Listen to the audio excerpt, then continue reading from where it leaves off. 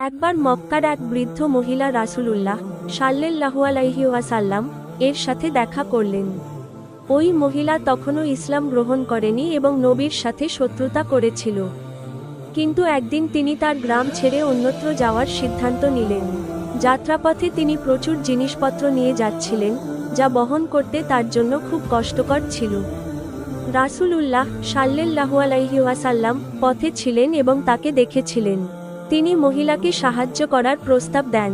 বুড়ি জানতেন না যে এটা রাসূলুল্লাহর সাব। তিনি প্রস্তাব গ্রহণ করলেন এবং নবীজি সাল্লাল্লাহু আলাইহি ওয়াসাল্লাম তার বোঝা বহন করে তাকে গন্তব্যে পৌঁছে দিলেন। যাত্রাপথে তিনি রাসূলুল্লাহ সাল্লাল্লাহু আলাইহি ওয়াসাল্লাম কে বলেন, তুমি অনেক ভালো মানুষ, কিন্তু আমি তোমাকে একটি পরামর্শ দেব। মুহাম্মদ নামে একজন লোক আছেন, যিনি নতুন একটি ধর্ম প্রচার করছেন। তুমি তার থেকে দূরে থাকো।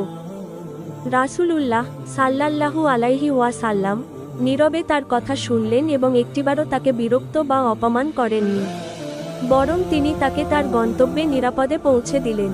যখন বৃদ্ধা জানতে চাইলেন, তুমি এত উদার কেন? তুমি কার মতো হতে চাও? তখন রাসূলুল্লাহ সাল্লাল্লাহু আলাইহি ওয়াসাল্লাম মৃদু হেসে বললেন, আমি সেই মুহাম্মদ যার সম্পর্কে তুমি বলছিলে। বৃদ্ধা হতবাক হয়ে গেলেন এবং কেঁদে উঠলেন। তিনি বললেন, যে মানুষ এত দয়ালু, এত সহনশীল, সে মিথ্যা হতে পারে না। এরপর তিনি ইসলাম গ্রহণ করলেন। ঘটনার শিক্ষা হলো এই যে, দোয়া এবং সহনশীলতা মানুষের হৃদয় জয় করার অন্যতম বড় গুণ।